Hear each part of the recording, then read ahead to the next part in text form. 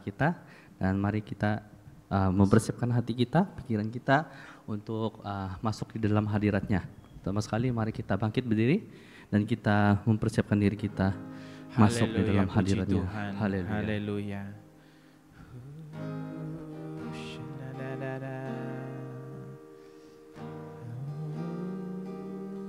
Thank you Jesus.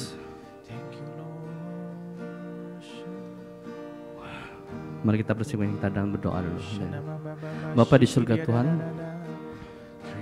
segala puji syukur kami panjatkan kepada Tuhan. Terima kasih untuk kebaikan, kemurahan-Mu Tuhan, untuk memberikan kami Tuhan kesempatan sekali lagi Tuhan untuk masuk di dalam hadirat-Mu, untuk datang di rumah-Mu Tuhan, untuk merasakan hadirat-Mu Tuhan, untuk mempelajari firman-Mu Yesus di tempat ini pada pagi ini. Kami berdoa Tuhan, biar Engkau menjamah setiap hati kami yang datang, yang hadir pada pagi ini Tuhan, untuk mendengar firman-Mu Tuhan, untuk diubah sepenuhnya melalui kuasa Roh Kudus-Mu Tuhan di dalam pribadi kami, sehingga kami diperbaharui Tuhan dengan hadirat-Mu Tuhan, dengan pujian penyembahan kami Yesus, dengan firman yang akan kami dengar sebentar lagi Tuhan. Kami mau serahkan dan kami mau menanti-nantikan Tuhan urapan-Mu Tuhan, jamahan-Mu ke atas diri kami Yesus. Terima kasih Yesus, kami undang Engkau di tempat ini dan kami mau merasakan kehadiran-Mu Tuhan pagi ini.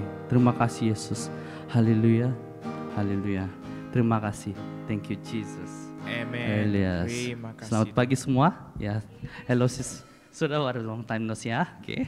Oke, mari kita mempersiapkan hati kita untuk memuji Tuhan. Sudah bersedia untuk memuji Tuhan? Haleluya. Sudah bersedia? Tuhan. Mari kita mulai. Yes, apa alasan kita datang di gereja? Karena Yesus. Ya, dan juga memuji dan menyembah Dia. Haleluya. Haleluya.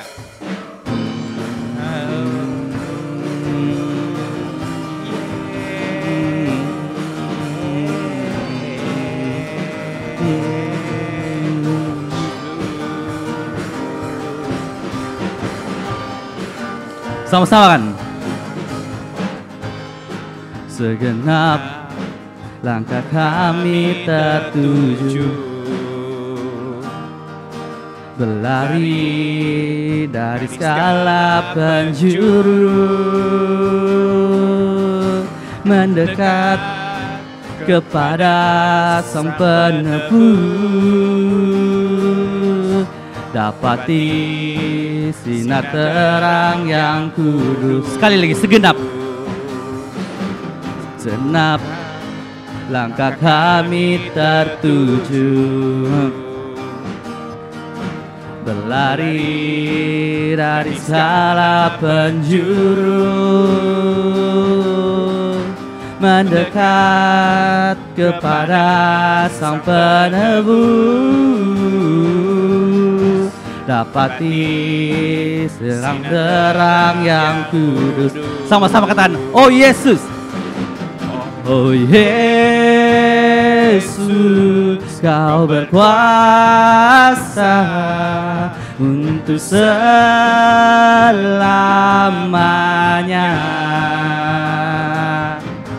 Kami agungkan nama-Mu, pembebas segala belenggu. Hanya Yesus, Kau satu alasan kami datang untuk menyembah-Mu. Segala ikatan, segala ikatan telah terbuka, dan setiap dosa telah Kau hancurkan,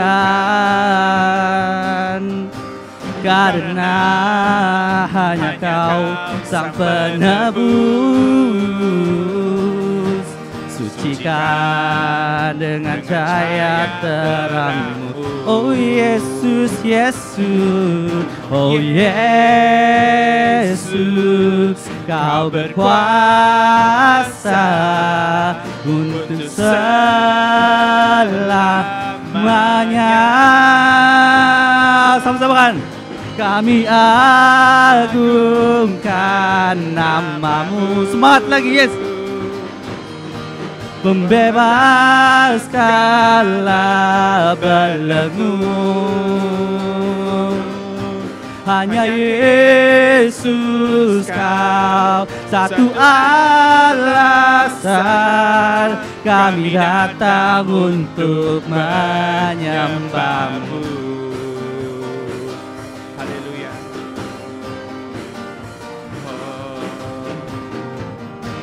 Kau Yesus Tuhan yang berkuasa, tiada yang lain. Katakan tiada yang lain. Tiada yang lain, oh Yesusku, oh Yesus, kau berkuasa untuk selamanya. Oh Yesus, Yesusku, Yesus, kau berkuasa untuk selamanya.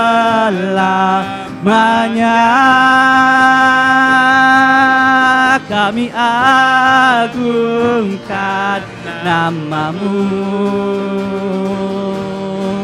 membebaskanlah belenggu. Hanya Yesus kau satu alasan kami datang untuk menyembahmu. Sekali lagi. Segenap langkah kami tertuju, berlari dari segala penjuru, mendekat pada Yesus, mendekat kepada Sang Penebus,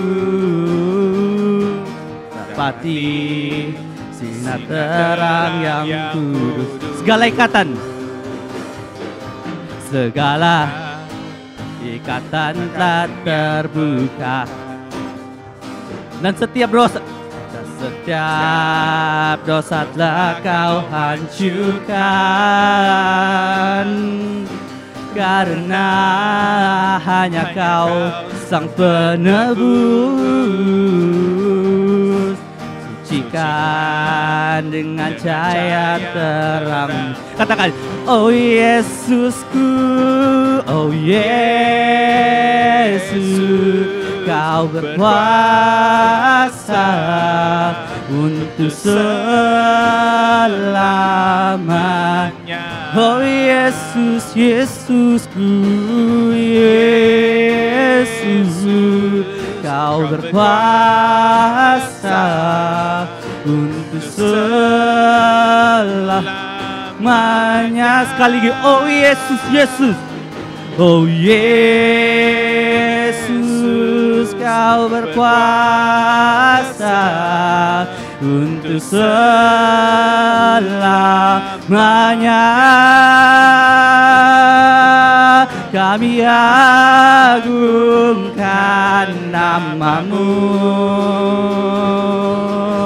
membebaskanlah belenggu. Hanya Yesus kau satu alasan kami datang untuk menyembahmu. Kami datang untuk menyembahmu. Kami datang untuk menyembahmu. Haleluya. Haleluya. Mari kita berikan sorak yang besar untuk Yesus. Thank you Jesus. Thank you Jesus. Haleluya. Haleluya. Haleluya. Haleluya. Terima kasih. Haleluya. Haleluya. Haleluya. Thank you Jesus. Thank you Jesus.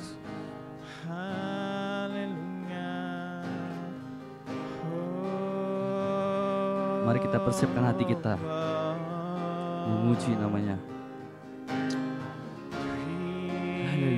Terima kasih Bapa untuk kebaikan-Mu Tuhan.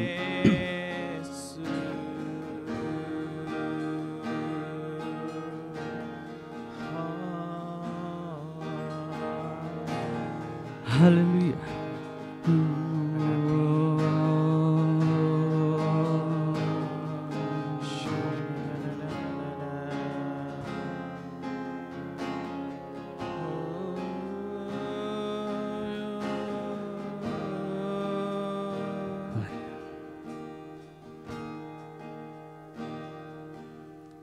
Ketika ku hadapi kehidupan ini, jalan mana yang harus ku pilih? Ku tahu Kau mampu, ku tahu ku tak sanggup. Hanya Kau Tuhan tempat jawabanku. Aku pun tahu ku tak pernah sendiri, sebab Engkau Allah yang menggendongku. Tangan-Mu membelaiku, cinta-Mu memuaskanku. Kau mengangkatku ke tempat yang tinggi. Janji-Mu seperti fajar pagi hari, dan tiada pernah terlambat bersinar. Cinta-Mu seperti sungai yang mengalir, dan ku tahu betapa dalam kasih-Mu.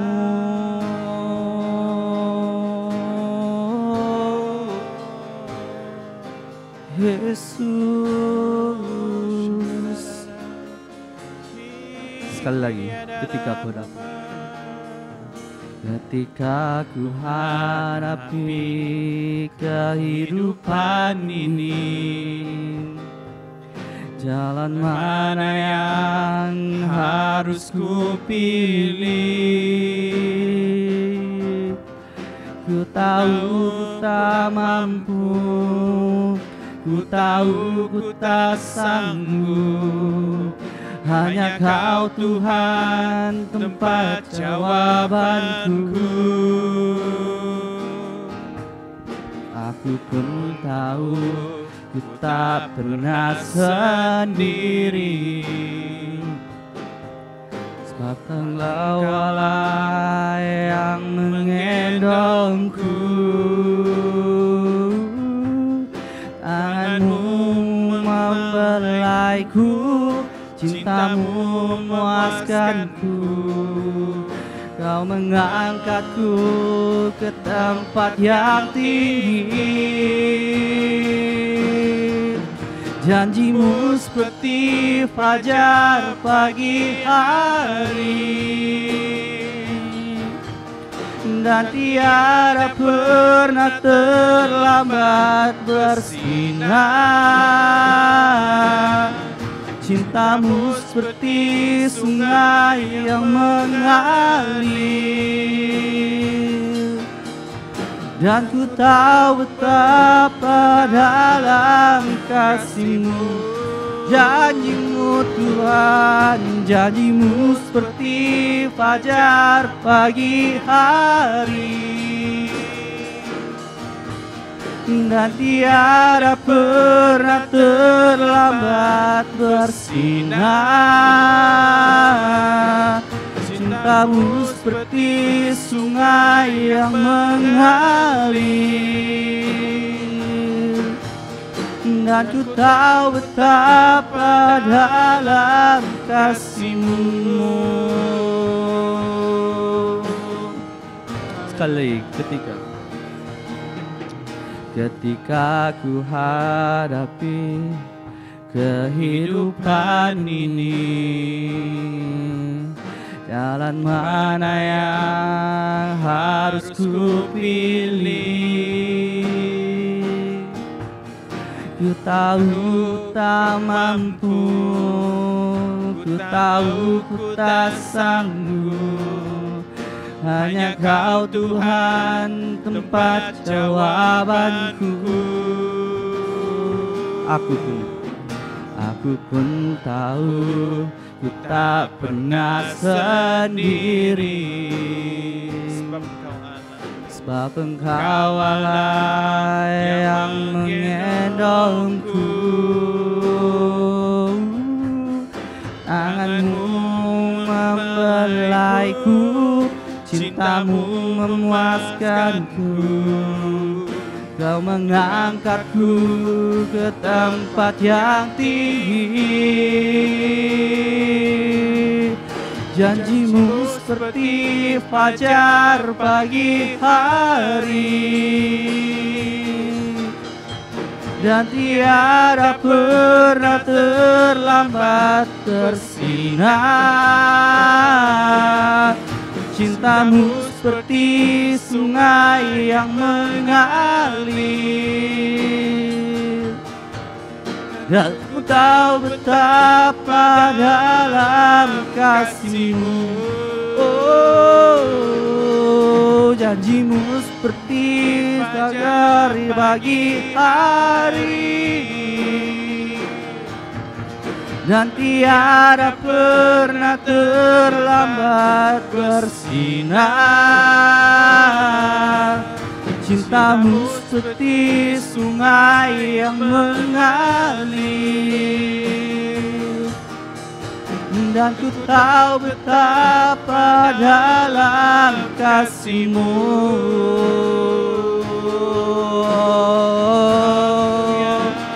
Dalam kasih-Mu, cinta-Mu, Yesus. begitu besar kasih-Mu Tuhan, begitu dalam kasih-Mu Tuhan di dalam pribadi kami Yesus. Terima kasih untuk kebaikan-Mu, terima kasih untuk kemurahan-Mu Yesus di dalam kehidupan kami. Kami sentiasa menanti-nantikan kasih-Mu Tuhan setiap pagi, karena kami percaya Engkau sentiasa menunggu dan menanti kami Yesus.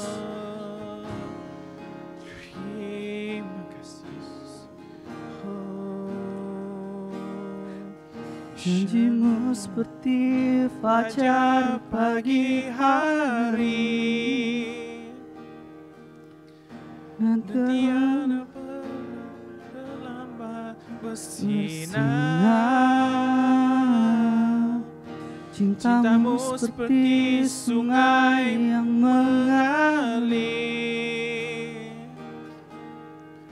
dan ku tahu betapa dalam kasih-Mu.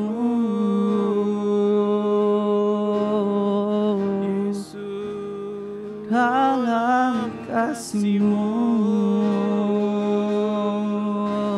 Terima kasih. Besar kasih-Mu,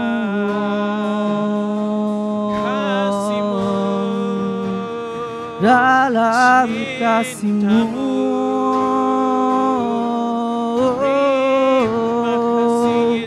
besar kasih-Mu di hidupku, besar kasih-Mu di hidupku Tuhan, dalam kasih-Mu.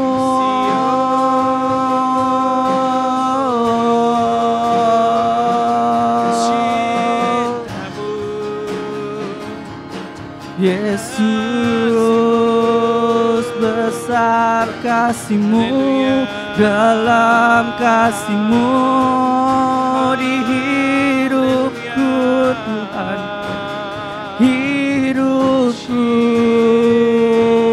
persembahanku, ku naikkan pujianku.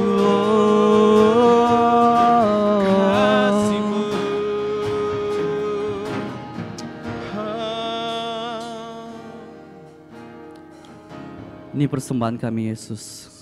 kasih Bapa. Terima kasih Yesus. Ini pujian kami Bapa. Oh, shanadada. Kami mau serahkan Tuhan Kiriadada. penyembahan kami yang terbaik, Syukur kami Tuhan. penyembahan kami yang harum di mata-Mu Tuhan. Yesus. Haleluya. Haleluya. Kami mau bawa yang terbaik Tuhan. Haleluya. Kan pernah ku bawa selain yang terbaik, yang harum dan sejati di hadapan tamu. Yesusku, terimalah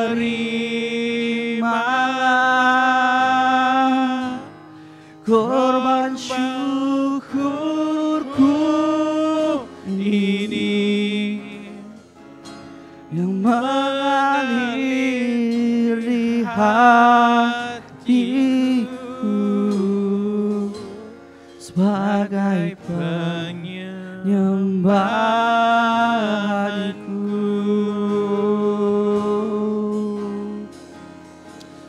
Haleluya. Penyembahanku.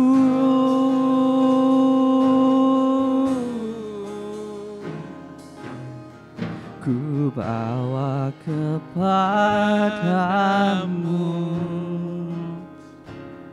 oh Tuhan, persembahanku ini. Ku ingin Engkau, ku ingin Engkau menerima korban syukurku melalui pujian. Ku bawa padamu Yesus, ku bawa kepadamu, oh Tuhan, persembahanku ini. Ku ingin Engkau tahu Yesus, ku ingin Engkau menerima korban syukurku melalui pujian.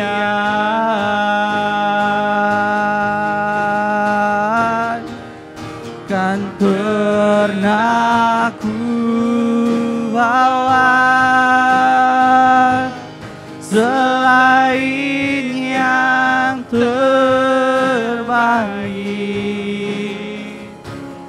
yang harum dan sejati di hadapan tamu. Oh Yesusku, Yesusku, terimalah korban syukurku ini yang mengalir di hatiku bagai penyembahan. Takkan pernah ku bawa, pernah ku bawa selain yang terbaik, yang harum dan sejati di hadapan tamu. Mari kita mengangkat tangan kita dan menyembah Tuhan. Mari kita menyembah Dia dalam roh dan kebenaran. Korban syukurku ini yang mengaliri hatiku bagai Chorus sekali lagi, mari kita menyembahnya. Oh Tuhan, takkan pernah ku bawa selain yang terbaik, yang harum dan sejati di hadapan kamu, oh Yesusku, terimalah korban syukurku ini yang mengaliri hatiku sebagai mengalir di hatiku, mengalir di hatiku, yang mengalir di hatiku sebagai penyembahan. Mari kita beri tepukan dengan gemilang kepada Tuhan kami, Tuhan Yesus Kristus. Haleluya, haleluya, haleluya. Amen. Pergi kepada jiran-jiran dan berkata, Tuhan memberkati dan Tuhan mengasihi saudara atau saudari, ya.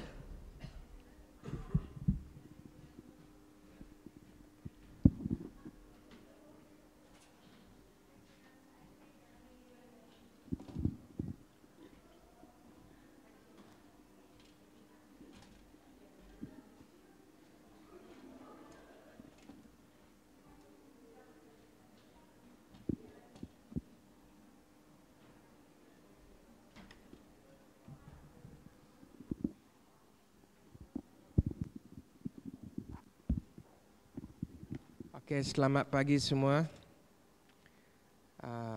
Saya rasa terharu kerana tiap-tiap di sini penuh dengan kesukacitaan. Amen.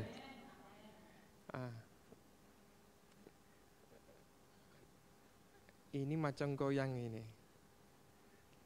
Mungkin ganti yang baru.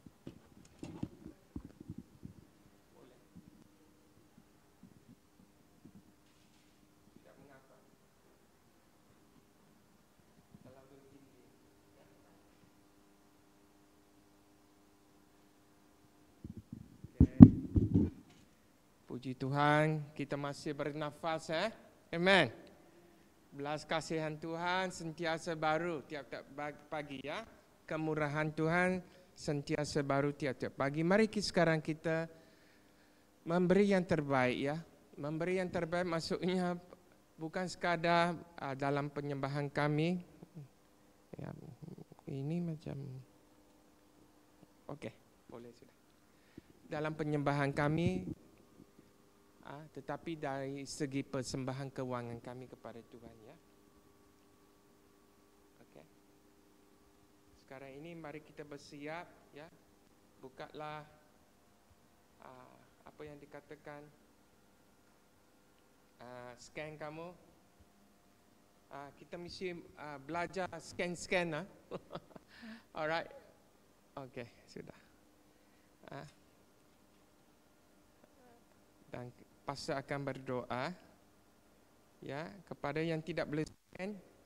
Okey, kita ada usher untuk apa yang dikatakan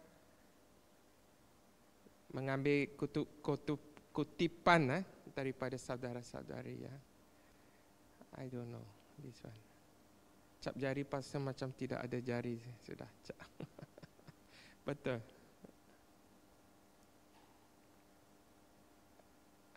Okey, mari kita berdoa, ya.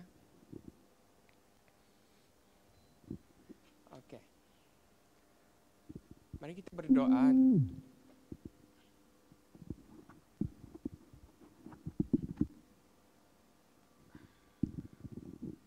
Mari kita berdoa dan mari kita hari ini bersiap sedia untuk dilayani dengan firman Tuhan ya, dan juga Roh Kudus pada pagi hari ini.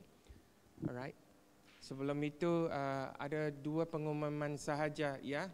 Pertama, pergilah beribadah dalam kebaktian doa ya. Pastor sebenarnya mau datang minggu lalu tetapi masih recover daripada hospital itu sebabnya tidak boleh datang ya.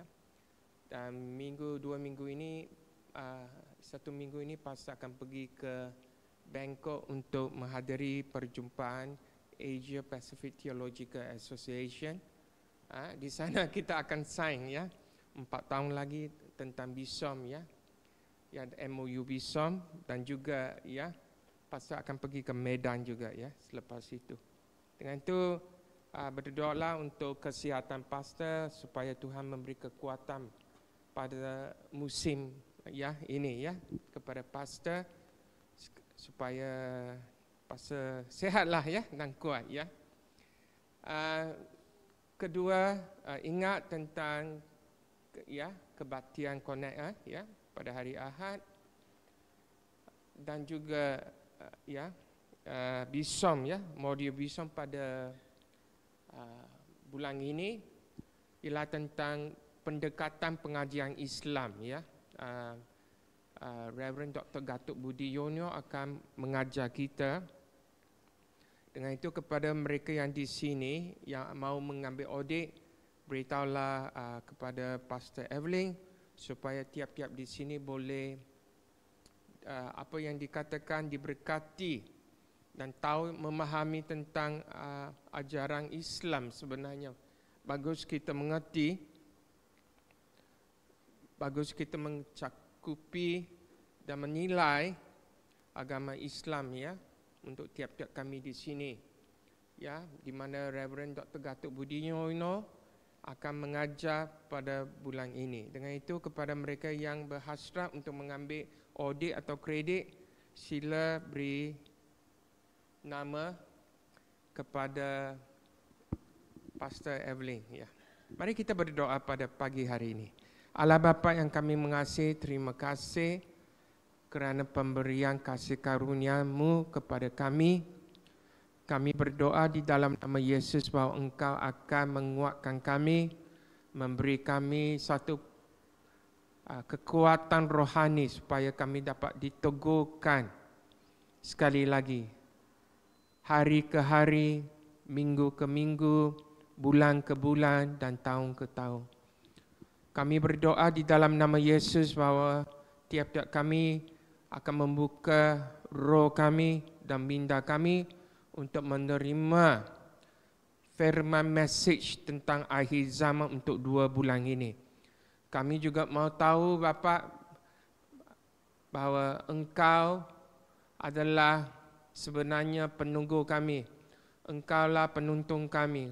Engkaulah penolong kami, dan Engkaulah yang memberi kami nasihat Bapa supaya kami dapat ditegakkan pada musim akhir zaman ini Bapa. Di dalam nama Yesus kami berdoa. Amen. Tentang message 2 bulan ini tentang akhir zaman sebenarnya adalah satu message yang bagus untuk kita mengenal dan mengerti dan memahami tentang akhir zaman. Akhir zaman bukan hanya sekadar kedatangan Yesus Kristus, tetapi ada satu jangka masa di mana Dia memberi kita tanda-tanda akhir zaman ya, dalam Matius pasal 24 yang kita belajar minggu lalu. Tetapi juga Tuhan di dalam firman Allah juga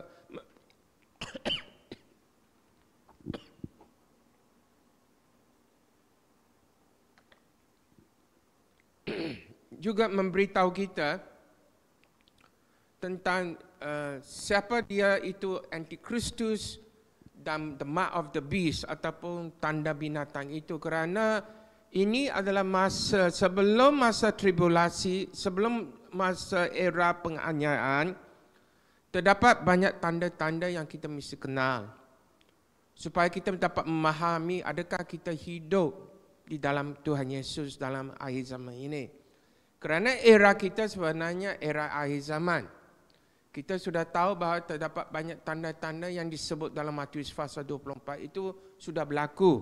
Ya, tentang orang yang jauh dari Tuhan, orang yang muta, orang yang dingin, orang yang tidak lagi mengasihi Tuhan, malapetaka, seperti gempa bumi, seperti peperangan, seperti tulah-tulah konflik. Itu sebenarnya adalah amaran bahawa akhir zaman itu dekat, ya. Tetapi itu bukan masa Tuhan Yesus akan datang. Terdapat juga banyak tanda-tanda sebelum itu, sebelum Tuhan Yesus akan datang. Sebelum kita akan dianiai masa tribulasi ataupun masa selepas itu atau penghakiman dan selepas itu kita akan bersama dengan Yesus Kristus. Ya. Dengan itu hari ini kita mesti memahami ya tentang siapakah dia Antikristus dan tanda binatang, the mark of the beast. Kerana dalam dunia postmodernism ini ataupun pasca modern saat ini, kita tahu di mana kebenaran seringkali dianggap relatif, tahu. Kebenaran firman Tuhan dianggap sebagai relatif dan nilai-nilai mutlak Allah dalam firman Tuhan yang dibicara oleh Allah sendiri semakin dipertanyakan. Banyak Kristen-Kristen ini mempertanyakan adakah itu betul? Adakah terdapat kepastian keselamatan? Adakah Tuhan Yesus akan datang? Ya, tetapi kita mesti tahu, seharusnya tahu bahawa di dalam Perjanjian Lama seperti dalam kitab Injil Daniel dan juga dalam Perjanjian Baru yang kita akan huraikan pada hari ini, terdapat kitab-kitab nubuat tentang Antikristus dan tanda binatang menjadi lebih bermakna dalam masa postmodernism ini. Ya, postmodernism ini ialah di mana kita memberi perhatian ataupun prihatin kepada pribadi kita daripada Tuhan sebenarnya. Dengan itu dalam konteks pada message pada pagi hari ini, kita diingatkan, kita mahu diperingatkan oleh Tuhan tentang penyesatan, tentang pelanggaran hukum dan kebangkitan otoritas yang palsu. Ini bukan satu nubuat kuno ya yang akan berlaku, tetapi ini sebenarnya telah menjadi. Itu sebabnya kita mesti melihat overview ataupun daripada lensa ya zaman kita ini, saat ini dan perhubungan kita dengan Tuhan. Itu sebabnya tajuk hari ini sangat penting. Kerana ia membolehkan kita lihat sendiri dalam lensa pribadi rohani kita. Adakah kita jauh dari Tuhan atau dekat dari Tuhan? Dengan itu kita akan membaca dua ayat daripada Wahyu dan 2 Tesalonika. Okey, untuk melihat tentang Antikristus dan tanda binatang ini. Pasal tidak akan menghuraikan banyak ya, kerana Daniel pun ada nubuatan tentang Antikristus. Kalau tidak, pengajaran pada pagi hari ini pengajarannya lebih mengambil masa yang panjang ya. Dengan itu saya nak kamu dengan teliti, mari kita membaca 2 Tesalonika pasal 3 ayat pasal 2 ayat 3, ayat 4 dan ayat 9. Okey, mari kita lihat kepada apakah pemahaman tentang ayat ini ya. Janganlah seorang pun memperdayakan kamu ya dengan cara yang bagaimana juga.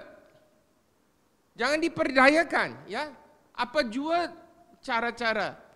Sebab sebelum hari itu, sebelum hari pengakhiran, sebelum hari kedatangan Yesus yang kedua, sebelum bumi akan dimusnahkan, di sini firman Tuhan berkata haruslah datang dahulu murtad. Dan haruslah dinyatakan dahulu manusia durhaka. The man of lawlessness kalau dalam bahasa Inggeris. Maksudnya bahawa terdapat banyak orang murtad kerana mereka sudah hilang kepercayaan kepada Tuhan Yesus pada masa itu. Mereka telah diperdayakan oleh seorang antikristus yang dikenali sebagai manusia durhaka. Ya, ia akan berlaku. Bila berlaku, kita tidak tahu. Tetapi saya rasa dekat. Kita nak mengkaji siapakah manusia durhaka ini yang harus binasa, yang menentang dan meninggikan dirinya di atas segala yang disebut atau yang disembah sebagai Allah. Ya, antikristus ini ataupun manusia durhaka ini mau menjadi Allah, mau disembah. Ya, bahkan ia duduk di bait Allah. Maksudnya pada masa itu dia akan di Yerusalem. Dia akan menjadi pemimpin dunia yang bertata di Yerusalem. Sekarang ini terdapat peperangan di Yerusalem, kau tahu tak? Di kalangan orang Islam, di kalangan orang Kristian, ya, di kalangan orang Yahudi. Dan terdapat pembalahan ini semenjak abad yang pertama. Daripada Empire Roma kepada zaman kegemilangan orang Islam dan sampai sekarang. Dan kenapa kita tahu bahawa ini adalah era akhir zaman? Ialah kerana penubuhan negara Israel pada tahun 1948. Di sini bait Allah akan dibina. Tetapi bait Allah ini akan ditata oleh siapa? Antikristus itu. Kerana dalam firman Tuhan berkata, ia duduk di bait Allah dan mau menyatakan diri sebagai Allah. Dan ramai daripada kalangan orang-orang di dunia masa zaman keamanan itu akan menyembah dia. Kerana dia memberi pengharapan kepada dunia masa itu. Sekarang dunia ini penuh dengan pembalahan. Ya, penuh dengan goncangan. Ya, penuh dengan sosioekonomi yang teruk. Ya, akan lebih teruk dan lebih teruk dan lebih teruk. Ekonomi dunia makin lama akan musnah dan dunia ini akan menjadi satu dunia yang kelam kabut. Dengan itu sehari ini saya bukan bagi kamu satu prophet doom. Ini benar. Belum lagi lah. Itu sebabnya kalau belum lagi kita bersaksi dan menyelamatkan ramai lagi orang-orang yang tidak berkenan kepada Tuhan. Dan semua orang berkata, ya. Alright. Kedatangan si pendurhaka ini adalah pekerjaan iblis. Maksudnya dia bekerjasama dengan iblis untuk memusnahkan manusiawi sebenarnya supaya mereka tidak sembah Allah. Pada masa itu juga antikristus ini ialah orang yang sangat terkenal. Orang yang sangat gemilang, ya. Dan mereka di dunia ini akan melihat dia sebagai orang yang berwawasan. Kerana apa yang berlaku ialah dia itu melakukan pekerjaan iblis yang mau memesong orang-orang Kristen daripada percaya kepada firman Allah. Pada masa itu banyak orang-orang Kristen tidak lagi percaya firman Allah. Dengan sini ya. disertai rupa-rupa perbuatan ajaib. Dia boleh melakukan banyak perbuatan ajaib dan tanda-tanda dan mujizat. Dia berkuasa. Tetapi di sini mengatakan ya apa? Ya apa? Palsu. Ya palsu. Tetapi orang melihatnya sebagai sesuatu yang gemilang. Itu yang kita mesti tahu tentang Antikristus ya. Saya belum lagi mula ya. Ini memberi kamu satu dasar sahaja. Dan di dalam Wahyu pasal 13, ini panjang, ayat 1 sampai 18. Ya, saya mengambil beberapa kutipan sahaja ya. Balik rumah baca, buat homework sendiri ya. Kerana hari ini ialah untuk kita belajar ya. Tu je, I'm just teaching you all ya.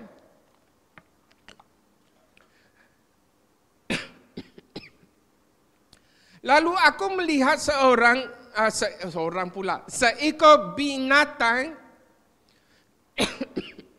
keluar dari dalam laut, bertanduk 10 dan berkepala 7. Kau tengoklah buruknya, macam itulah. Di atas tanduk-tanduknya seperti gambar di dalam PowerPoint ini, ada 10 mahkota dan pada kepalanya tertulis nama-nama hujat. Nama-nama yang menghujat Allah, yang menghujat Tuhan Yesus. Ya, apakah mahkota itu? Kita tahu adalah boleh dikatakan pertubuhan dunia seperti EU ke apa kita tahu. Sekarang EU banyak di kalangan mereka sudah tidak lagi memilih pilihan, tak boleh tahu, akan ditangkap, akan dianyai. Dan mereka tidak lagi menyembah Tuhan, mereka menghujat Tuhan. Tengok di Olimpik Paris itu. Sudah kau tahu apa yang berlaku? Olimpik The Last Supper, mereka apa? Menghujat Tuhan.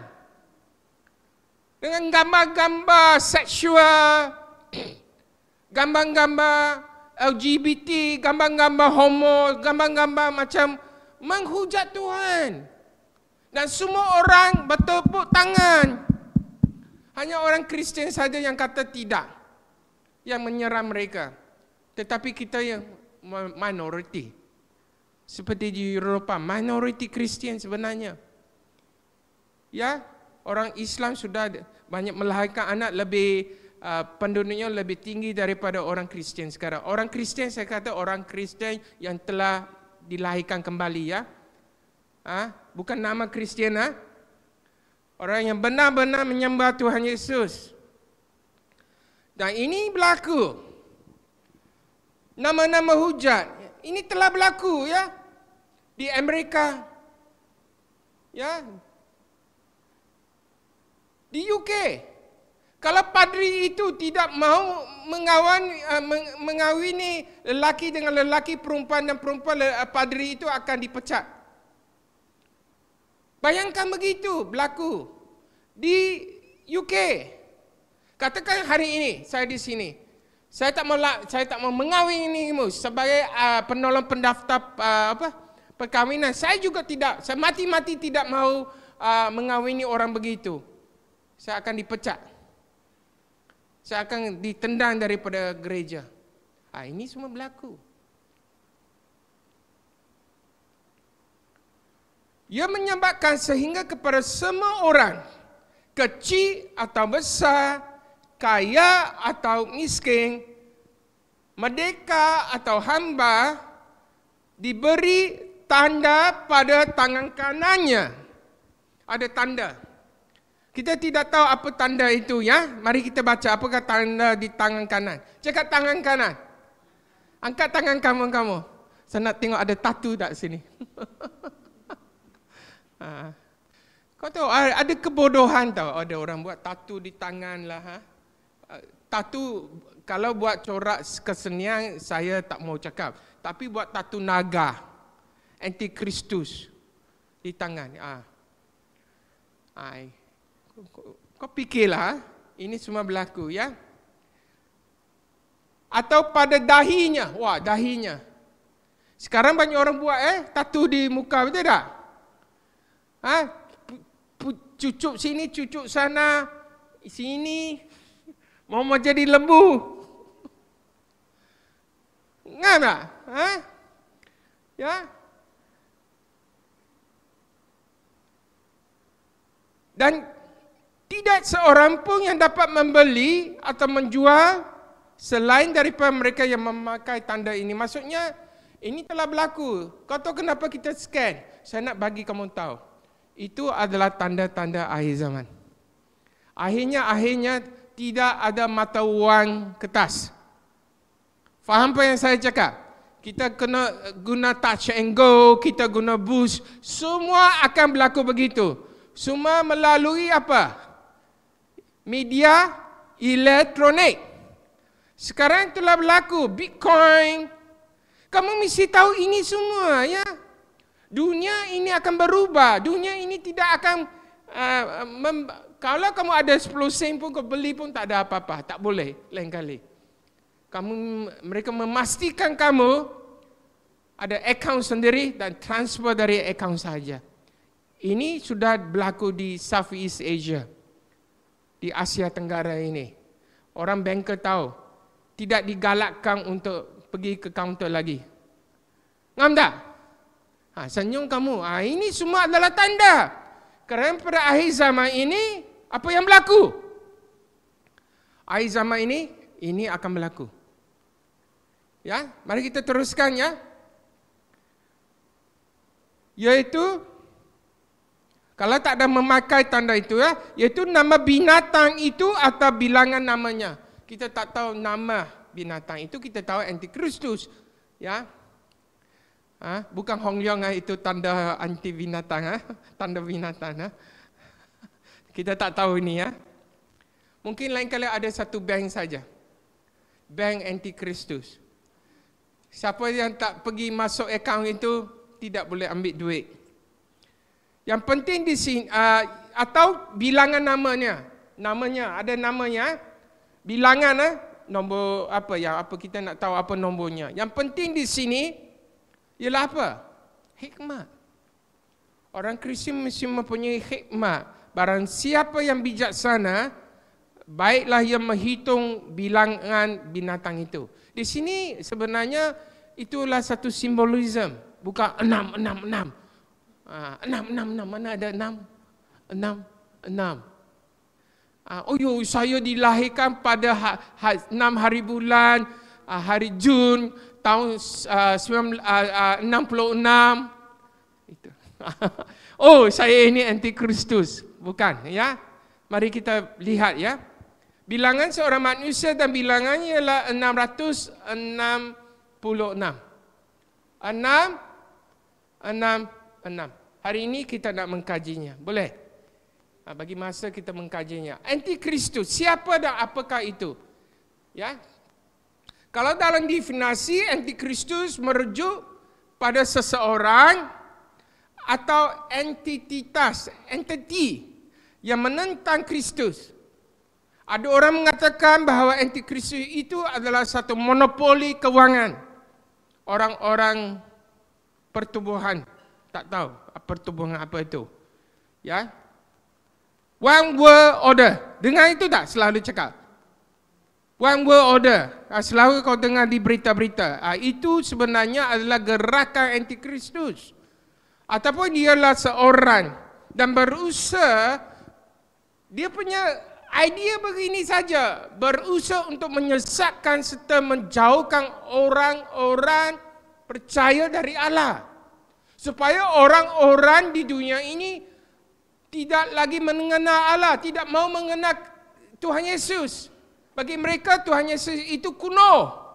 Tuhan Yesus itu tidak hidup. Tuhan Yesus itu hanyalah legenda. Tuhan Yesus itu adalah hanya cerita dongeng. Ini yang berlaku. Mana boleh Tuhan Yesus dilahirkan oleh satu perempuan yang tak pernah ada perhubungan seksual. Mereka tak, ada banyak di sekarang. Orang-orang Kristian sekarang pun percaya itu. Bahawa Yesus hanyalah seorang manusia, bukan Tuhan. So, kata Antikristus itu daripada kata Yunani Okey, anti-Kristus. Yang berarti melawan Kristus, ya.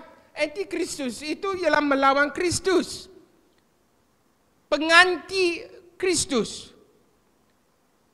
Dari sini kita tahu bahawa anti-Kristus itu adalah satu entiti atau manusia yang mau menggantikan Yesus. Kita tidak tahu adakah itu seorang manusia ataupun entiti.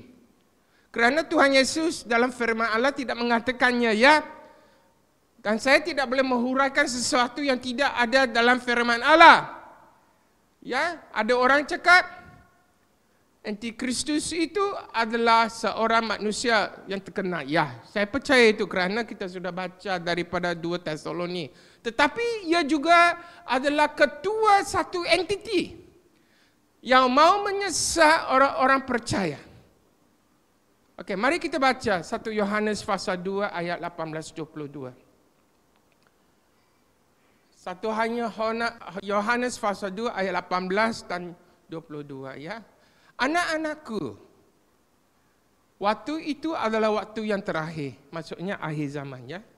Dan seperti yang telah kamu dengar, ya, di sini kita tahu bahawa semasa Yohanes mengarang surat Yohanes ini, dia di Kepulauan Patmos, ya. Di situ sebenarnya Paulus sudah meninggal dan Paulus sudah menyarankan, telah menyebut banyak kali tentang akhir zaman. Dia berkata begini, ya. Janganlah seorang apa yang dikatakan, waktu itu adalah waktu yang terakhir dan seperti yang telah kamu dengar, seorang antikristus akan datang. Maksudnya manusialah. Sekarang telah bangkit banyak antikristus, banyak macam-macam dia. Geng-geng dia. Bukankah dia yang menyangkal bahawa Yesus adalah Kristus? Itulah konsep antikristus. Kalau orang Kristian menyangka bahawa Yesus bukan Tuhan, kamu mesti menolak mereka. Kalau buat sesuatu yang sangat jijik di hadapan Tuhan, yang bercanggah dengan firman Tuhan, kamu tolak mereka. Maupun pastor, kalau saya berkhotbah sesuatu yang tidak dalam firman Allah, jangan percaya pastor. Faham apa yang pastor cakap? Ini sangat penting kerana dia berkata, bukankah dia yang menyangka banyak bahawa Yesus adalah Kristus, dia itu antikristus, itu dia yang menyangka baik bapa maupun anak. Maksudnya orang yang menolak Tritunggal. Orang yang menolak Trinitas. Banyak orang sekarang, saya tak percaya, oh mana ada Allah Bapa, Allah Anak, Roh Kudus. Banyak. Ya, orang Jehovah Witness, orang Islam. Ya, banyak lagi. Ini berlaku. Orang Pentekosta yang tidak percaya Trinitas. Itu sebabnya sebagai orang Kristian kamu mesti tahu dan teguh kepada kepercayaanmu. Ya. Dan saya sudah mengatakan dalam 2 Tesalonik, dari sini apa yang kita boleh buat? Sebenarnya bila Yohanes mengajar bahawa roh antikristus sebenarnya sudah ada di dunia. Dia ada banyak macam-macam. Maksudnya roh itu sudah ada di dunia. Hari ini sudah ada dunia, betul tak? Ada orang tidak mau menyembah Trinitas, ada. Ada orang yang tidak mau mengenal Tuhan Yesus sebagai Tuhan, hanya apa? Hanya rasul saja. Ada? Ada. Ini berlaku. Ini roh antikristus yang sudah ada di dunia.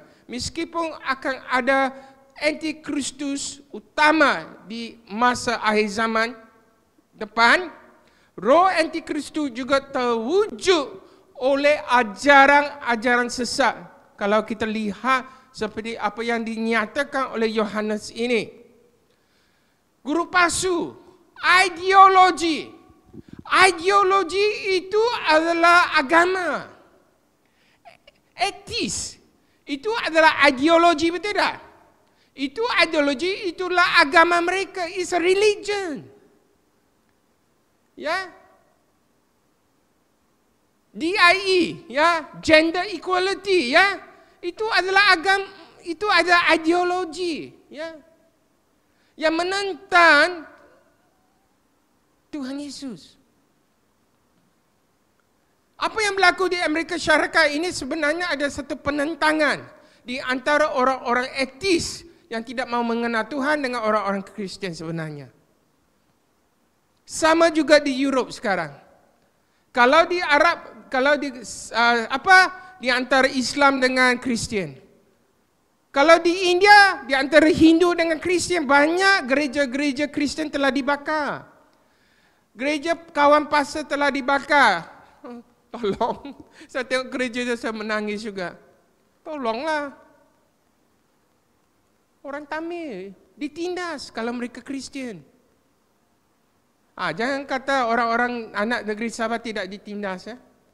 Satu hari akan ditindas, tak boleh datang gereja. Sekarang ada rancangan tahu. Saya cakap sekarang ini. Saya sudah tengok blueprint, sebenarnya mereka tak mau cakap. Seperti di Semenanjung. Lain kali kalau gereja ini bukan kepunyaan kamu, kalau gereja sewa, shop block, kamu tidak boleh beribadah. Sekarang boleh ambil kayu salib, cepat kau letak kayu salib di mana-mana. Di Semenanjung tak boleh buat. Kalau letak kayu salib ditutup, dicagah. Ia akan berlaku. Jangan kata kita ini senang, ya. Kita mesti prihatin tentang ini. Ini adalah roh antikristus. Right? Tadi saya sudah menyebut tentang 2 Tesalonika pasal 2 ayat 3 dan 4 dan 9. Kalau kita lihat ini, manusia durhaka yang telah dirujuk oleh Paulus itu adalah anak kebinasaan. Anak sons of destruction, ya. Yang mau membinasakan orang Kristen. Yang sering diidentifikasikan sebagai antikristus. Roh apapun identiti yang mau menyerang Kristen itu adalah roh antikristus. Faham apa yang pastor cakap? Boleh kamu ada ibadah fellowship Kristen di sekolah? Boleh? Tak boleh. Kenapa Islam boleh, Kristen tak boleh? Ingat. Bukan kamu ini mau beribadah juga. Dengan itu, marilah kita prihatin. Marilah kita teguh iman kita. Dan di sini juga roh yang meninggikan diri sendiri, yang menentang Allah dan mencari penyembahan dari dunia juga, itu adalah roh antikristus. Banyak orang terpesong untuk menyembah duniawi, bukan lagi menyembah Tuhan Yesus. Banyak orang menempatkan diri mereka sebagai sosok yang seolah-olah mereka itu Allah. I live my life. Self-care. Oh, self-care. Selfishness itu. Saya dulu. Allah kemudian. Sudah merujuk di gereja sudah. Ya. Kalau mau berkorban untuk Tuhan, oh tak boleh. Berkorban untuk pribadi, pergi shopping, oh very good, pergi Uniqlo, very very good. Bukan cempuluk. Apa yang berlaku sekarang? Oh tak ada busy, banyak orang begitu ya. Sibuk. Kau cek dulu. Kalau datang ke gereja kau kata sibuk, di manakah roh kamu ini? Kamu roh Kristus ke roh antikristus? Video. Ya? Sibuk. Sibuk kah? Pasal sakit pun saya khotbah. Baru operate, bukan sakit lah. What happened to us? Apa yang telah berlaku kepada pribadi kita sekarang ini? Kita mesti menilainya. Kalau kita tengok Wahyu pasal 13 ayat 14. Saya baca saja, kau dengar saja ya. Wahyu pasal 13, adakah ini slide ini? Tolong, next slide please. Oh tak ada, tak apa. Baca, kau dengar saja. Lalu aku melihat seorang binatang keluar dari dalam laut, bertanduk 10 dan berkepala 7, saya sudah cakap. Tanduk-tanduknya ada 10 mahkota, semua binatang yang kulihat itu serupa dengan macam tutul, dan kakinya seperti kaki beruang, dan mulutnya seperti mulut singa. Wah, dan naga itu, ingat, naga itu, setan, memberikan kepadanya Antikristus itu kekuatan. Ingat, dia boleh melakukan mujizat-mujizat ya. Dan tatanya dan kekuasaannya yang besar. Dia mau menjadi Allah, dibaik Allah. Jadi king ya. Salah satu daripada kepala-kepalanya seperti kena luka yang membahayakan hidupnya, tetapi luka yang membahayakan hidupnya itu sembuh. Seluruh dunia heran. Lalu mengikut binatang itu. Mereka mengikut Antikristus itu. Mereka tidak lagi percaya kepada Tuhan Yesus. Dan mereka menyembah naga itu. Naga itu ialah iblis ya. Kerana ia memberikan kekuasaan kepada binatang itu ya. The beast ya. Dan mereka menyembah binatang itu. Katanya, siapakah yang sama dengan binatang itu? Tengok. Sekarang saya rasa Kristen itu macam binatang juga. Kenapa saya nak menyembah Tuhan Yesus? Kenapa saya mau datang untuk melayani? Kenapa saya nak bersaksi? Banyak orang boleh bersaksi. Bukankah Roh Kudus bekerja? Roh Kudus akan menggerakkan hati orang lain untuk menerima Tuhan. Woi, Roh Kudus juga maukan channel itu. Ya, channel itu manusia 120 orang itu bersaksi. Untuk lain orang menerima Tuhan Yesus. Sekarang ini sangat aneh pengajarannya. Oh, kita ada Roh Kudus, dia ada kuasa, dia adalah penolong kita, dia penghubung kita, dia adalah counselor kita. Oh, biarlah dia buat kerja. Woi, tengoklah kisah para rasul betul-betul. Mereka telah dijamah dengan Roh Kudus. Mereka telah dijamah dengan Roh Kudus. Dan Roh Kudus menggerakkan hati mereka untuk bersaksi. Amen? Faham? Boleh kamu menilai sendiri? Haleluya. Tangkap. Ya? Antikristus itu, binatang itu, diberdayakan oleh setan. Naga mewakili seorang penguasa dunia atau kerajaan. Saya tidak tahu. Penguasa itu, dunia atau kerajaan. Ada satu kerajaan yang Antikristus. Seperti apa yang berlaku di Eropah. Oh, nothing bah. It's just a fun bah, Paris. Untuk kita gelak-gelak. Yalah, hujatlah. Tapi kita Kristian tengok juga. Yeay!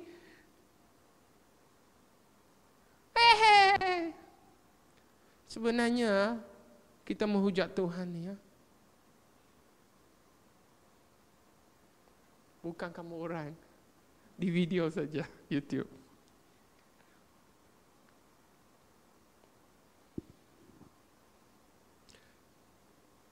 Siapakah yang dapat berperang melawan dia? Tidak ada di sini cakap.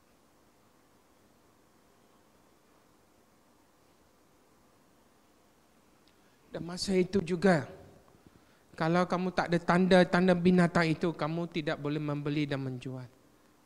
Kamu akan di pulau. Kamu akan digugurkan. Kamu akan mati kelaparan. Masa itu masa yang jahat. Iman ke perut? Fikir. Masa itu. Jangan kamu senyum, oh saya ada iman. Masa itu kau lapar, anak kamu lapar, imankah atau perut? Sekarang kata haleluya, iman, iman. Masa ada penindasan, masa ada penganiayaan, perut dulu. Mereka akan ikut antikristus itu. Puji Tuhan kita ada tanah di Koko lah. Boleh bercucuk tanah. Okey, apakah karakteristik antikristus lah? Dari situ kita tahu bahawa tentang penentangan tentang Allah.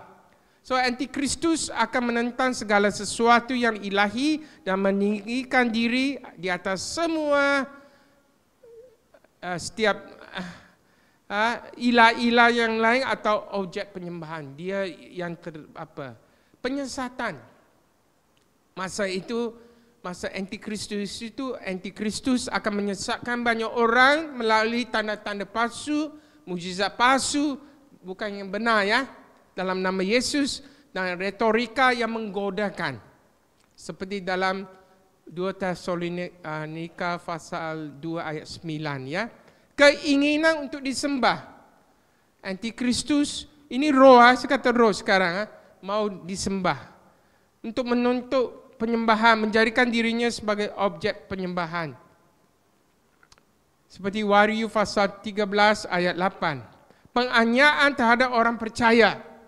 Antikristus akan menganiayai mereka yang menolak untuk menyembah atau menerima tandanya dalam Wahyu pasal 13 ayat 7. Dari sini kita tahu sekarang apakah identitas antikristus ini ya. Ya, identitas slide yang seterusnya. Teruskan. Terima kasih ya, Stephanie. Di sini identitasnya ya pemimpin politik masa hadapan. So beberapa dari pandangan, ini pandangan kerana ini pengajaran, memandang antikristus sebagai seorang pemimpin dunia di masa depan yang akan naik ke tampuk kekuasaan selama akhir zaman dan mendirikan pemerintahan global. Ia juga ada satu simbol rejim penindasan orang-orang Kristian. Yang lain melihat antikristus sebagai simbol juga dari setiap pemerintah, penguasa atau sistem yang menentang kerajaan Yesus Kristus. Kalau saya lihat di Iraq masa dulu, sebelum peperangan Saddam Hussein. Tetapi ini George Bush, dia ada satu monopoli world order. Masa itu penduduk Kristian di Iraq lebih kurang 12%. 12 sampai 14%. Dan mereka ini hidup dengan baik, keamanan di Iraq. Selepas peperangan dengan Saddam Hussein, penguasaan rejim Islam, kau tahu sekarang penduduk Kristian berapa banyak di Iraq? Kurang daripada 1%. Semua sudah berhijrah ke tempat-tempat lain. Apa yang boleh kita lakukan ini? Kalau boleh, mereka boleh bunuh semua orang-orang Kristian. Itu sebabnya orang-orang Kristian pada masa dulu di Pakistan lebih kurang 12-14% sebelum kemerdekaan. Sekarang 2% saja. Ditindas. Gereja dibakar. Ya. Kalau mereka hujat Islam, kena bunuh semua. Di Afghanistan, ini semua sistem. Rejim penindas Kristian. Ya. Satu hari, kalau kita tidak boleh memberitakan berita Injil di Sabah macam mana? Oh, takut. 2 tahun kena tangkap. Dipenjarakan. Sekarang berlaku di Semenanjung. Kalau kamu memberitakan Injil kepada orang-orang Islam, kamu akan dipenjarakan 2 tahun. Fikirkan ini semua ya. What would you do? Ayo, takut. Oh, susah jadi Kristian. Mau berhijrah ke Indonesia. Mau berhijrah ke Australia. Banyak begitu. Mau berhijrah. Jangan cakap pastor pun berhijrah. Wah, susah untuk melayani Tuhan di sini. Berhijrah. Sekolah free, universiti free, semua free. Orang tak lihat kamu bagus. Banyak orang-orang yang bagus. Bukan saya letakkan diri mereka, tetapi saya masih melawan di sini. Saya akan melawan di sini kerana panggilan saya masih di sini. Bagaimanakah panggilan tiap-tiap di sini? Mau berlawan dengan iblis? Ataupun cabut dari iblis?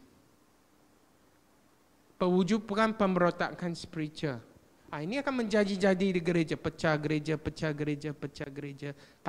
Tak suka pastor. Pergi gereja lain sana. Shopping bah. Ya, spirit shopping. Shopping gereja A tak ngam, pergi shopping B lah. Oh, tak ngam.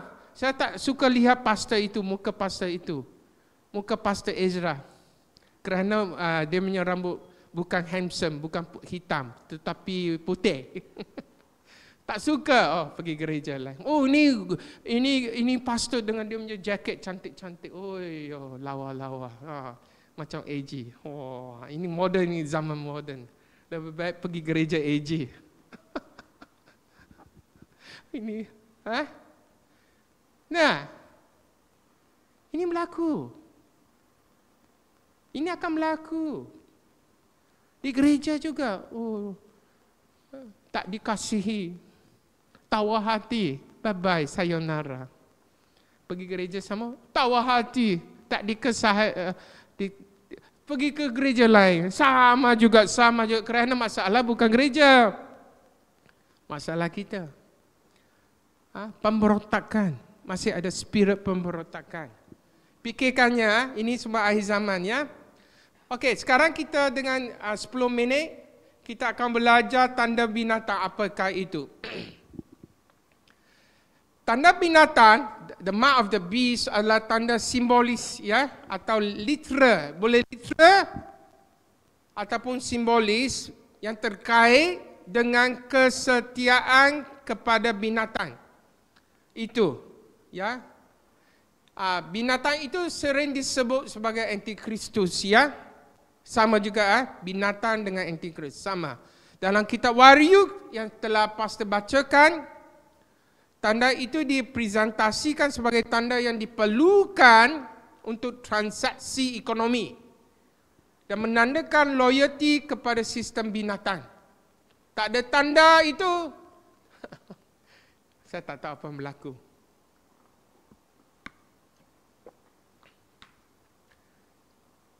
Wahyu pasal 13 ayat 16 sampai 18. Ya, yang kita baca tadi. Bilangannya ialah 666. Di tangan atau di dahi. Apakah pandangan literal itu? Hari ini kita nak tengok. Pandangan literal percaya bahawa tanda binatang akan menjadi tanda fisik. Seperti tattoo, microchip. Sekarang berlaku. Sekarang Elon Musk mahu letak apa? Chip AI di kepala orang. Ingat tak? Ada baca? Ya? Atau pengenam biometrik. Sekarang semua di sini ada biometrik tau. Tanda kita punya jari semua di dalam rekod apa itu sistem AI. Yang diperlukan untuk transaksi kewangan, ya? Betul. Tadi saya touch on go. Tanda metrik. Where is your biometric? Tong, sudah boleh transfer. Bank pula, ya, Maybank, tong, transfer. Public bank, tong, transfer. Pandangan simbolis pula ialah tanda ini ialah sebagai representasi dari keadaan rohani seseorang. Okey, ini simbolis. Yang menandakan mereka yang memilih untuk mengikuti nilai-nilai dan sistem dunia. Sistem binatang ini. sistem dunia daripada Allah. Banyak orang tanya, Pastor, saya ini letih, saya ini dingin, saya ini kekeringan. Masalahnya bukan masalah sesiapa. Masalah adalah, adakah kamu masih mau dekat dengan Tuhan, mau di hadirat Tuhan, atau mau jauh dari Tuhan? Kerana kita ada banyak nak dipikirkan. Fikir kahwin. Amen. Banyak lebih berkahwin di sini buat pernikahan. Kerja. Ya. Keluarga. Perhubungan. Kesihatan. Ini, itu. Dunia ini makin lama makin kompleks. Macam mana kita nak fikirkan? Siapakah yang kita akan memprioritaskan? Ya? Politik yang tidak stabil, ekonomi yang tidak stabil. Ya? Apa yang kita perlu buat sekarang ini? Penerapan untuk masa kini sekarang ini. Kita mesti memiliki ketajaman dalam membedakan tipu daya Antikristus ini. Ya, give your priority first to God. Seek ye first the kingdom of God and His righteousness. Itu saja Tuhan cakap. Don't worry. Nak kamu fikir besok, kenapa besok mau fikir? Fikirkan hari ini. Buatlah yang terbaik untuk Tuhan hari ini. Tiap-tiap pagi saya bangun, saya cakap begini. Tuhan, saya tahu tujuan kamu, panggilan kamu. Hari ini saya akan buat yang terbaik. Semalam juga saya kata saya akan buat yang terbaik. Saya telah mengatur dan mendisiplinkan pribadi pastor untuk buat apa yang memprioritikan kehidupan kita. Itu sebabnya kita perlu dipanggil untuk memiliki ketajaman, yaitu kemampuan untuk membedakan antara kebenaran dan kebohongan, antara apa yang selaras dengan firman Tuhan dan apa yang bertentangan dengan firman Tuhan.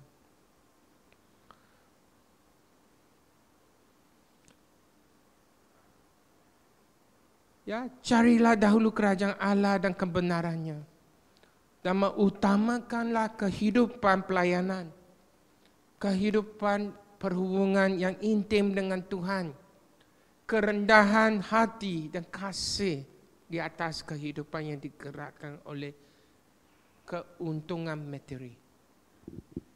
Ya, cari duit okey, siapa kata tidak okey? Dulu saya ahli corporate, saya pun cari duit. Ya, tetapi jangan kita menghala kepada materi kita sebagai prioritas kita, tetapi kita menghala kepada Tuhan yang memberi materi, mengutamakan Tuhan yang memberi materi kepada kita. Kedua, kesetiaan kepada Kristus. Itu sangat penting. Trend sekarang, sosial kita, kerja kita, afiliasi politik kita, atau trend budaya kita, jangan kita terpesong daripada fokus Tuhan. Ya, orang Kristen harus mempertimbangkan apa yang menandai kehidupan mereka. Ya, saya sayang di sini ya, orang-orang kampung. Ini masa politik kerana sekarang ini pilihan raya negeri Sabah akan berlaku. Dibayar 500 sudah tukar. Oh, pangkai ini sudah. 500. Adakah nilai nyawa kamu 500? Kerana 500, kamu tidak boleh menilai apa yang penting untuk masa hadapan negeri Sabah. Ya, rasuah. Ini tentang kesetiaan sebenarnya. Kalau kita setia kepada Tuhan, kita tidak digoda dengan rasuah. Kita tidak digoda dengan materi, maupun Tuhan memberkati kita. Tetapi kita akan menggunakan materi kita untuk kemuliaan Allah. Ya, Ketiga, menolak roh pemberontakan. Okey? Ini kita tahu ya, seperti antikristus, roh antikristus itu menolak otoritas dan tantanan moral Tuhan ya.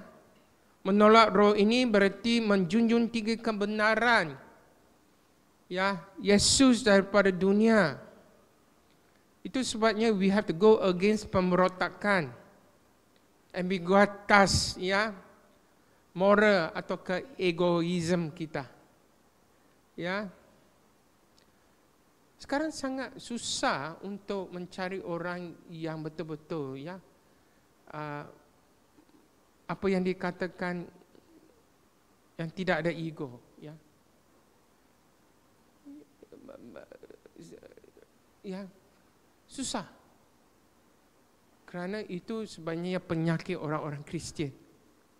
Tetapi kalau kita putuskan keegoan kita dan memberinya kepada Tuhan, supaya Tuhan menjaga kita, kau tengoklah hidup kita. Hidup kita akan diberkati oleh Tuhan. Dan akhirnya, dan saya akan tutup di sini, mengenali roh antikristus itu sangat baik. Itu sebabnya kita hari ini belajar tentang kewujudan dalam pelbagai bentuk antikristus, budaya antikristus. Kerana pengajaran ini tak boleh dalam 1-2 jam atau 1 jam. Kalau di Bison pasal mengajar akhir zaman ini 17 jam untuk mengajar ini ya. Tetapi apa yang kita boleh buat di sini, kita hanya sebagai satu dasar untuk kita mengenali roh antikristus yang menentang ya, yang mencabar otoritas atau kebenaran Kristus. Ingat, roh ini terwujud dalam berbagai bentuk, di mana kita mesti depankan diri kita untuk melawannya. Ideologi politik, ideologi budaya yang menolak kedaulatan Tuhan. Ya, kita mesti ada bijaksana, mesti ada hikmah untuk melawan ini. Itu sebabnya juga ada kewaspadaan untuk kita menilai langkah-langkah yang kita ambil. Ingat, your decision can break you, your decision can grow your faith. Itu saja yang saya boleh cakap. Kamu masih muda. Ya, pasal kalau saya hidup lama sekali, lagi 10 tahun, 15 tahun, tak tahu bila. Tetapi kamu masih muda. You have the potential. You are the sons and the daughter of the living God. God want to use you. Yeah, allow God to use you at your age. Ya, kerana akhir zaman ini adalah akhir hari-hari yang terakhir. Ya, dengan itu bagi kita sebagai orang-orang Kristian, marilah kita membuka hati kita, membuka minda kita untuk mengetahui tentang antikristus dan juga tanda-tanda binatang ini. Semua, amen? Faham apa yang Pastor khotbah? Kalau faham, angkat tangan. Very good. Mari kita berdoa. Mari kita berdiri ya. Allah Bapa yang kami mengasihi, maupun ini adalah pengajaran 1 jam, Bapa, tetapi kami tahu Bapa, dalam 1 jam ini tidak begitu lengkap pengajaran tentang antikristus, kerana banyak lagi Bapa kebenaran-kebenaran yang kita boleh belajar dan memahami, tetapi kerana masa. Tetapi saya berdoa dalam 1 jam ini, bahawa tiap-tiap di sini anak-anak-Mu yang Engkau kasihi akan sentiasa setia dan taat kepadamu Bapa. Mahupun mereka dalam cobaan-cobaan dan godaan-godaan hidup, rintangan-rintangan dan tantangan-tantangan yang mereka alami, Bapa, di dalam nama Yesus, Saya berdoa bahawa Engkau akan membuka hati mereka supaya mereka ini tetap setia kepadamu. Marilah kita angkat tangan kita dan menerima berkat ini. Berkat sebelum kita bersurai. Tuhan memberkati engkau dan melindungi engkau. Tuhan menyinari engkau dengan wajah-Nya dan memberi engkau kasih karunia. Tuhan menghadapkan wajah-Nya kepadamu dan memberi engkau damai sejahtera. Terimalah pemberkatan ini di dalam nama Allah Bapa, Anak Allah dan Roh Kudus. Dan semua orang berkata, terima kasih. Enjoy your weekend. God bless you.